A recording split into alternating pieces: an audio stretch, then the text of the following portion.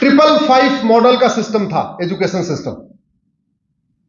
5 साल का प्राइमरी, 5 साल का सेकेंडरी और 5 साल का ग्रेजुएशन।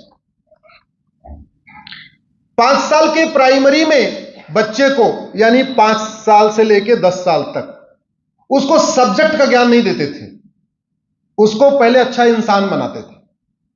शिक्षा व्यवस्था ऐसी थी कि वो शारीरिक रूप से स्वस्थ हो, मानसिक रूप से स्वस्थ हो और चारित्रिक रूप से स्वस्थ हो। इसलिए प्राइमरी में बच्चे को केवल अष्टांग योग पढ़ाते थे, यज्ञ विज्ञान पढ़ाते थे, वेद विज्ञान पढ़ाते थे, योग विज्ञान पढ़ाते थे, स्वास्थ्य विज्ञान पढ़ाते थे। 5 साल तक केवल और केवल महापुरुषों को पढ़ाते थे, वेद पढ़ाते थे, पुराण पढ़ाते थे, भगवत गीता पढ़ाते थे, रामायण पढ़ाते थे। मानव इतिहास में इस पृथ्वी पर सबसे पहले यूनिफॉर्म एजुकेशन लागू करने वाले महाराज दशरथ हैं। जैसे इस पृथ्वी पे सबसे पहले यूनिफॉर्म सिविल कोड लागू करने वाले भगवान श्री राम हैं, वैसे ही इस पृथ्वी पर सबसे पहले यूनिफॉर्म एजुकेशन सिस्टम लागू करने वाले राजा दशरथ। हमें यह तो पता है कि कृष्ण सुदामा एक साथ पढ़े, एक गरीब और एक राजा का लड़का, लेकिन आपको यह भी ध्यान रखना चाहिए, प्रयाग के निषाद राज जो बहुत ही गरीब परिवार के थे, नाविक के बेटे थे, वो भगवान राम के साथ एक ही गुरुकुल में पढ़ते थे। राजा दशरथ के पहले शिक्षा में थोड़ा भेदभाव था, राजाओं के बच्चों का स्कूल अलग होता था, गरीबों के बच्चों का थोड़ा स्कूल अलग होता था।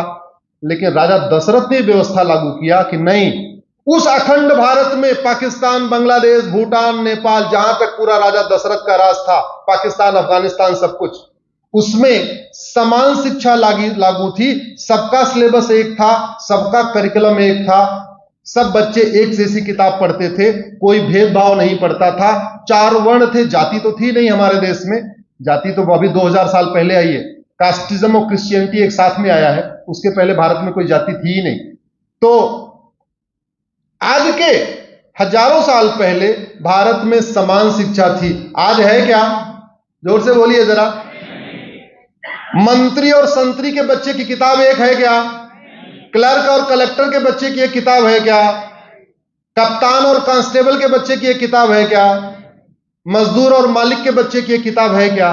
अरे जब किताब ही अलग अलग है, उनमें आपस में प्रेम कहां से आएगा? सबकी अलग। सीबीएसई अलग पढ़ा रहा, आईसीएसई बोर्ड अलग पढ़ा रहा है, महाराष्ट्र बोर्ड अलग पढ़ा रहा है, यूपी बोर्ड अलग पढ़ा रहा है, सारे बोर्ड अलग अलग पढ़ा रहे हैं। और जो पढ़ा रहे हैं उसका 90% हमारे जीवन में कोई लेना देना नहीं। Sine square theta plus cos square theta, इसका जो इंजीनियर बनता है उसके तो जीवन में थोड़ा उपयोग है। बाकी इस हॉल में जरा बताइए, आपके जीवन में sine square theta plus cos square theta का कोई यूज है क्या? जोर से बोलिए जरा। A square plus B square बराबर 2ab, आपके जीवन में कोई यूज है क्या? हाँ, कुछ इंजीनियर्स के जीवन में यूज है उसका, और किसी में नहीं। जो हम सबके जीवन में उपयोग होना था वो थी संस्कार विधि। हम सब चाहते हैं सबके बच्चे अच्छे संस्कारी हो, पिता पुत्र का अच्छा संबंध हो, भाई भाई का अच्छा संबंध हो, पति पत्नी का अच्छा संबंध हो, मित्रों का आपस में अच्छा संबंध हो, सब लोग स्वस्थ रहें, सब लोग खुश रहें। आएगा कैसे? इस हॉल में हम बैठे हुए, बहुत सुंदर हॉल है आपका चिंचवाड़ का। यह हॉल बताता है इसका आर्किटेक्ट बहुत अच्छा था। यह हॉल बताता है इसका इंजीनियर भी अच्छा था।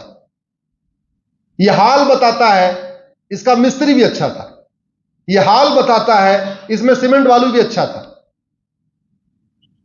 और यह हॉल बताता है कि पैसा भी ठीक ठाक लगाया गया।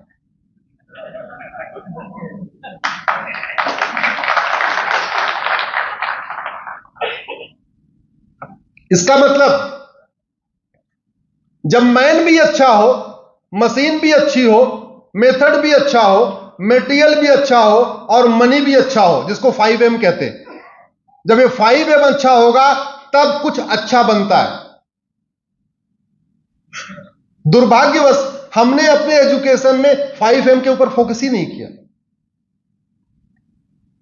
हमारी गुरुकुल शिक्षा व्यवस्था इतनी बढ़िया व्यवस्था थी, और जब मैकाले आया तो लिखता है अपनी चिट्ठी में कि 7.5 लाख गुरुकुल चल रहे हैं भारत में। आप लोग सोचते होंगे गुरुकुल में केवल हवन करना सिखाया जाता है, केवल गायत्री मंत्र सिखाया जाता है। नहीं, ऐसा नहीं। एक्चुअल में हमारे देश में 555 मॉडल का सिस्टम था, education system.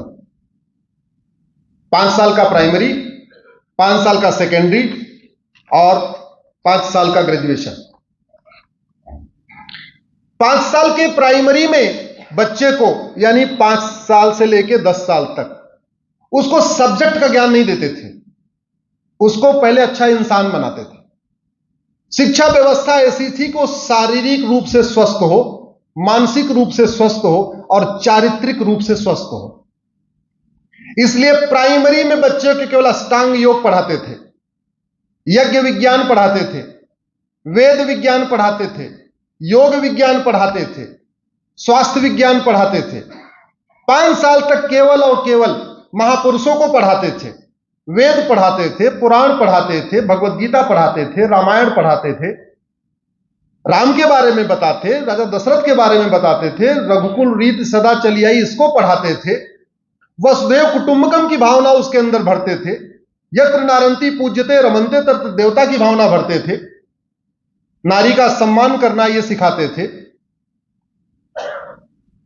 Equality, justice, liberty, fraternity सिखाते थे, सब कुछ सिखाते थे। जब वो 10 साल का हो गया, सेकेंडरी में आया, फिर उसको विषयों का ज्ञान देना शुरू किया, और विषय जितने आज पढ़ाए जाते हैं इससे कई गुना ज्यादा विषय। उस समय सेकेंडरी में 20 विषय पढ़ाए जाते थे। आज की डेट में 6वीं से लेकर 10वीं तक 8 या 9 विषय पढ़ाए जाते हैं। फिर भी हम कहते हैं बच्चे के कंधे पे बहुत बर्डन आ गया, क्योंकि बच्चा इतना योगी ही नहीं है। आज की डेट में कोई 8 घंटे सूर्य नमस्कार कर सकता है क्या? बोलिए जरा। जिस तलवार को शिवाजी महाराज चलाते थे कोई उठा सकता है क्या? जिस तलवार को संभाजी महाराज चलाते थे, तानाजी महाराज चलाते थे, उठा सकता है क्या? नहीं उठा सकता। जितना बड़ा बलिदान धर्म के लिए किया शिवाजी महाराज ने, उतना हम सब कर सकते हैं क्या? हमारी शिक्षा ही नहीं है, हम पढ़ा ही नहीं रहे।